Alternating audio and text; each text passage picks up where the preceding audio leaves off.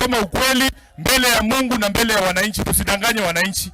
Na kama viongozi, wakati ule nilishindwa kuconvince Khalwale ashukishe bei ya unga.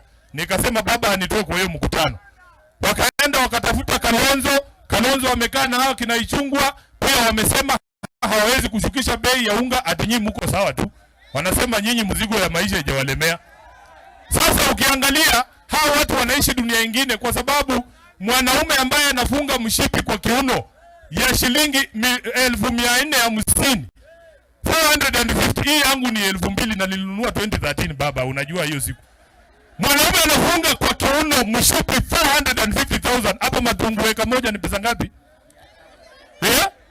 300 peke yake. Hiyo ni Ruto amejifunga eka moja ya matungu hapa kwa kiuno. Huyo ni mtu anajua shida yenu kweli? Anaelewa shida yenu kweli? Kwa hivyo kila wakati mtu akisimama hapa, nitasema ama nisiseme? Nisiseme.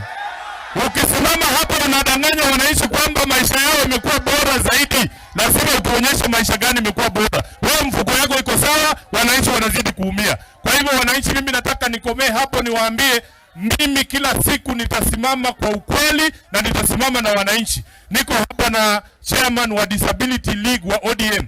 Asimame tu apunge mkono.